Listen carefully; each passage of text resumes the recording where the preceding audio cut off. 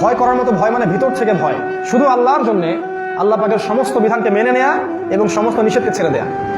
দেশ কি বলবে, সমাজ কি বলবে, আমার পরিবার কি বলবে, জাতি কি বলবে, এমনকি বিশ্ব কি বলবে, এটা দেখার সময় নেই আমার।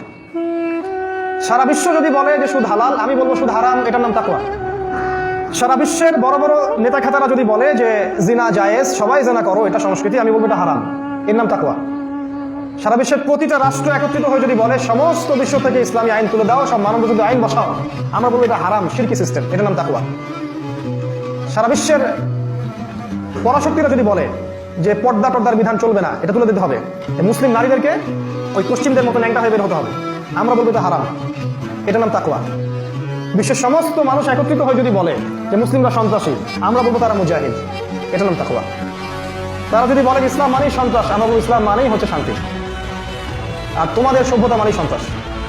এক কথায় আল্লাহ পাকের বিধানের অনুকূলে যা আছে এটাকে মানার ক্ষেত্রে ব্যক্তি, পরিবার, সমাজ, রাষ্ট্র, বিশ্ব কারো পরোয়া না করার নাম তাকওয়া।